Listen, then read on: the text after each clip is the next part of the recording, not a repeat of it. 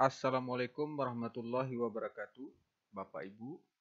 Berikut saya akan menjelaskan tata cara penggunaan aplikasi e-kinerja BKN untuk penyusunan SKP secara online berdasarkan Permenpan 6 tahun 2022.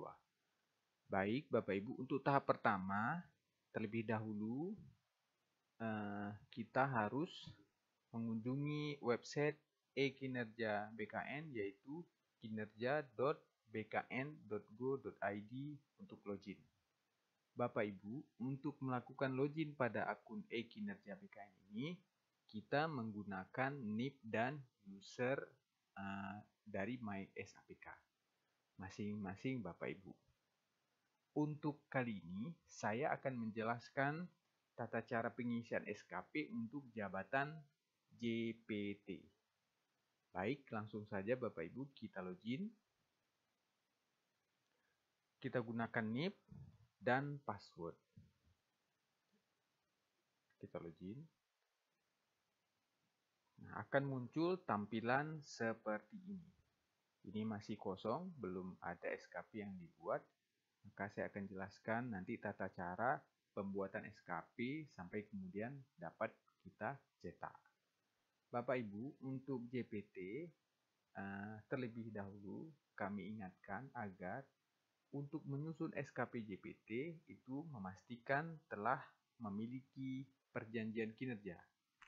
Saya sudah menyiapkan file perjanjian kinerja ini. Nah, file ini dibutuhkan untuk kita mempedomani sasaran dan indikator kinerja dari JPT.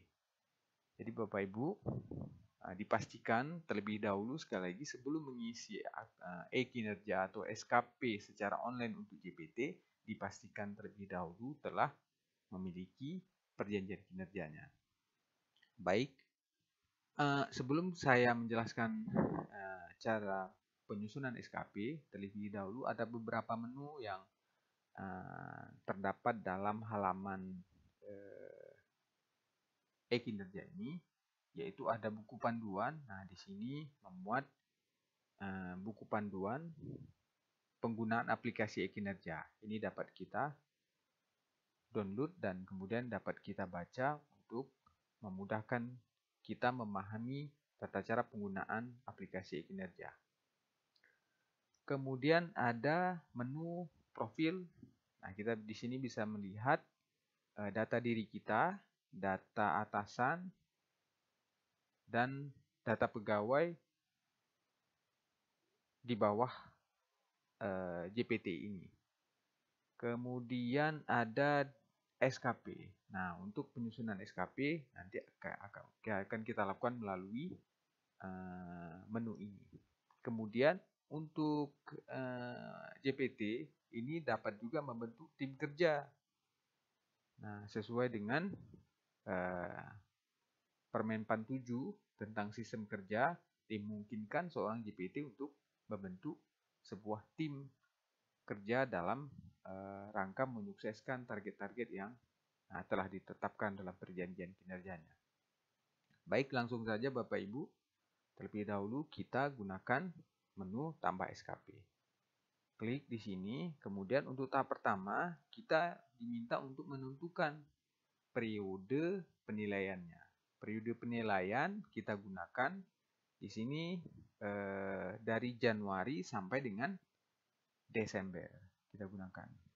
Ini kita klik langsung, misalnya ini MON arti M atau MON itu bulan 1, tanggalnya D, tanggal 1 juga 2023. Jadi Bapak Ibu, walaupun tanggal 1 itu tanggal libur, tetap kita gunakan jadi tanggal. Jadi ini periode penilaiannya, bukan penandatanganannya ya, sekali lagi ya. Ini periode penilaiannya. Tidak masalah kalau tanggal 1 itu tanggal libur. Jadi tetap digunakan penanggalan dari tanggal 1. Sehingga dia full 12 bulan atau selama 1 tahun.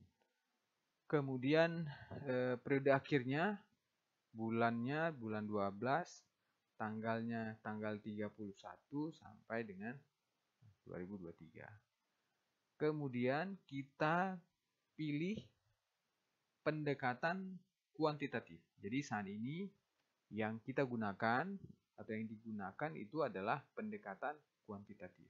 Jadi bukan pendekatan kualitatif ya Bapak Ibu ya. Oke, langsung oke. Nah, maka akan muncul halaman seperti ini. Periodenya sudah kita tetapkan, yaitu tanggal 1. Nah, di sini tersebutnya atau tertulis secara otomatis, saya tidak mengerti, tanggal 31 Desember sampai tanggal 30 Desember tahun berikutnya. Jadi, dianggap 1 tahun begitu. Kemudian, untuk kita mengisi atau membuat detailnya, kita klik di sini Bapak Ibu, detail SKP. Nah, maka akan muncul halaman seperti ini. Nah, diperhatikan sekali lagi, nama pegawai, ini pangkat dan sebagainya. Ini data ini diambil dari data, langsung dari data SAPK atau data BKN yang sudah terintegrasi dengan data BKN. Kemudian ada pejabat penilainya. Nah, jika sudah benar, maka langsung saja kita mengisi atau membuat. Caranya yaitu terlebih dahulu kita tambahkan, klik ini, menu tambah RHK, rencana hasil kerja. Kita klik di sini, maka akan muncul halaman seperti ini. Nanti saya akan jelaskan cara mengisinya, kemudian pilih. Nah, yang kita pilih itu untuk JPT yaitu organisasi. Nah, kemudian unit kerjanya sudah benar, jenis RHK-nya tetap yang utama.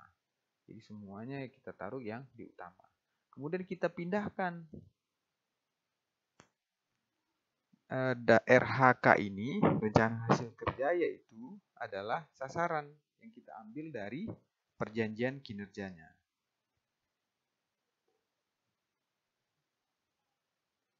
Sasaran strategis kita pindahkan ke ini Bapak Ibu.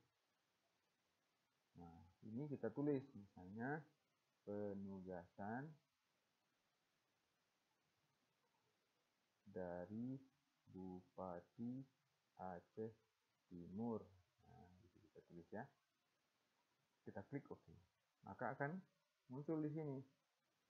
Nah, jadi akan muncul, telah muncul satu rencana hasil kerja, yaitu meningkatnya perbaikan informasi birokrasi.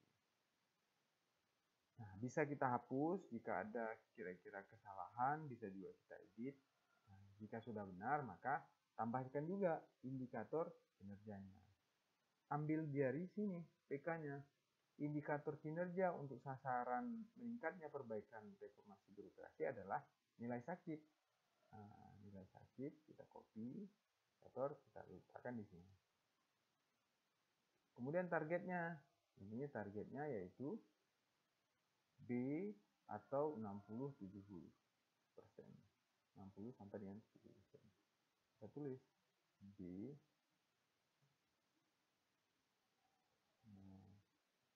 Nilainya, jadi nilai sakit BKPSDM tahun 2023 ditargetkan itu mendapatkan nilai P dengan rentang nilai 60 sampai dengan 70%. Perspektif apa ini Bapak Ibu? Nah, untuk nilai sakit ini kan dia semacam penguatan internal atau layanan ya, penerima layanan. Jadi dengan meningkatnya nilai sakit, maka dengan kata lain pelayanan di BKPSDM makin berkualitas, perencanaannya makin berkualitas, kinerja juga makin kualitas. Maka ini kita gunakan, pilih adalah pendekatan atau perspektif penerima layanan. Kita klik di sini. Lalu bagaimana yang dimaksud dengan penguatan internal? Penguatan internal itu yang sifat-sifatnya ya kediklatan, penguatan internal, misalnya seperti pendidikan dan sebagainya, yang dalam rangka tadi meningkatkan kapasitas internal sumber daya manusianya misalnya. Nanti kita lihat ada berapa. Kemudian ada proses bisnis. Nah, misalnya seperti misalnya SOP, tata cara dan seterusnya. Ini kita pilih perspektifnya karena adalah perspektif proses ini. Sementara anggaran ini adalah sasaran atau rencana hasil kerja yang berbasis anggaran, misalnya perencanaan anggaran, pelaporan anggaran dan lain sebagainya. Jadi untuk indikator ini itu kita kategorikan sebagai penilaian. Oke, kemudian. Nah, setelah muncul rencana hasil kerja satu dan kemudian indikator kinerja individunya satu, kemudian sudah. Nah, begitu seterusnya sampai dengan seluruh butir dari sasaran strategis dan indikator kinerja dari perjanjian kinerja kita pindahkan secara otomatis ke dalam SKP. Jadi cukup sederhana sebenarnya untuk menyusun SKP JPT. Nah, begitu seterusnya Bapak Ibu. Kemudian jika telah selesai, mengisi sampai dengan selesai, ini saya tidak isikan lagi. Kemudian kita isi lampiran dari SKP itu. Lampiran ini memuat informasi dukungan sumber daya yang dibutuhkan oleh seorang JPT ini. Kemudian bagaimana skema pertanggungjawabannya. Lalu kemudian apa konsekuensi yang diterima baik positif maupun negatif. Nah, nanti kita coba simulasikan untuk tata cara pengisiannya. Baik, langsung saja dukungan. Nah, misalnya seorang JPT ini membutuhkan dukungan. Misalnya saya ketik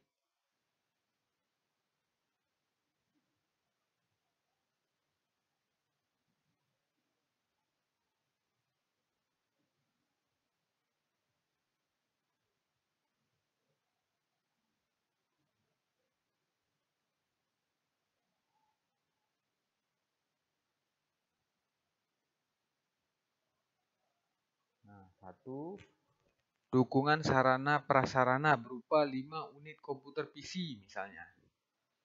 Nah, untuk poin 2 tidak perlu ditulis 2, cukup di enter saja. Kemudian isi lagi apa yang dukungan sumber daya apa lagi yang dibutuhkan.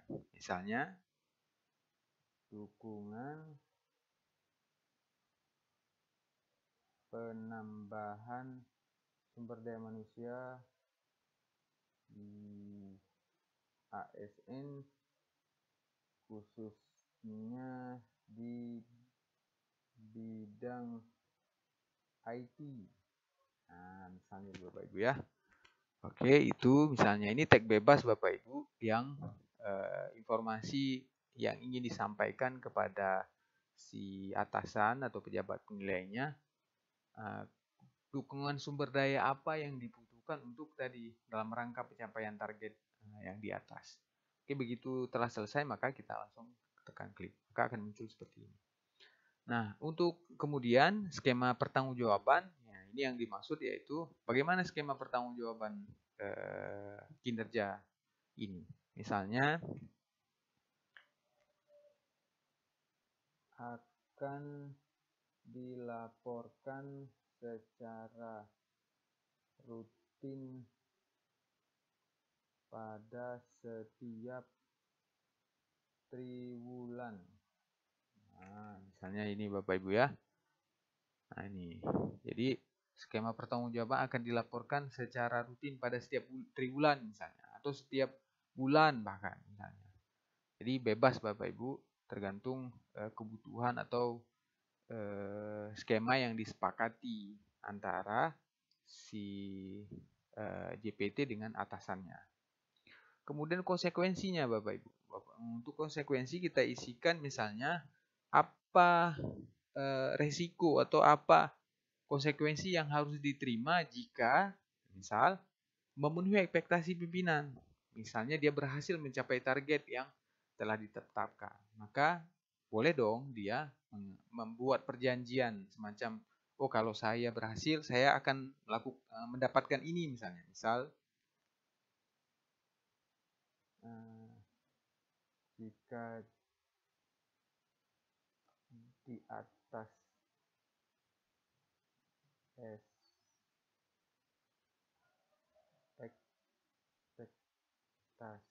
maka direkomendasikan mengikuti diklat kepemimpinan 2 misalnya. Misal ya Bapak Ibu ya. Nah, kemudian jangan lupa juga harus dituliskan konsekuensi negatifnya. Ini positifnya, artinya berhasil. Kalau negatif tidak berhasil, apa yang diperjanjikan? Misalnya jika tidak sesuai dengan ekspektasi, maka akan dievaluasi. Nah, misalnya gitu Bapak Ibu ya. Itu hanya teks bebas, jadi sesuai dengan kebutuhan saja dan atau sesuai dengan dialog kinerja antara JPT-nya dengan atasannya. Langsung klik OK. Nah, setelah selesai diisi lampiran ini, maka telah selesai tugas JPT dalam membuat SKP-nya. Kemudian, jika telah selesai, jangan lupa diklik ajukan. Jika telah sesuai, dicek, diperiksa kembali ini telah diisi semuanya, maka dapat diajukan. Jika telah diajukan, maka nanti atasannya akan mengisi ekspektasi khusus pimpinan terhadap perilaku kinerja yang sebanyak 5 ini. Maaf 7 ya. 7. Apa ekspektasi khusus pimpinan terhadap orientasi pelayanannya, terhadap akuntabel dan sebagainya. Ini akan terisi atau akan diisi setelah kita ajukan SKP ini. Baik, langsung kita ajukan. Nah, apakah ya Anda yakin? Oke, kita klik OK saja. Oke. Maka SKP ini telah diajukan. Nanti akan muncul di akun atasannya. Nah, untuk itu telah selesai seluruh tahapan pengisian SKP untuk JPT secara online. Nah, tinggal kemudian dicetak. Kita pilih tanggalnya, misalnya tanggal 1 bulan 1 2023. Kita tulis lokasinya, misalnya ID. Kita klik OK. Nah, telah selesai.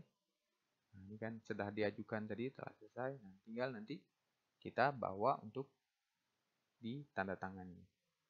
Baik, demikian saja penjelasannya. Terima kasih. Assalamualaikum warahmatullahi wabarakatuh.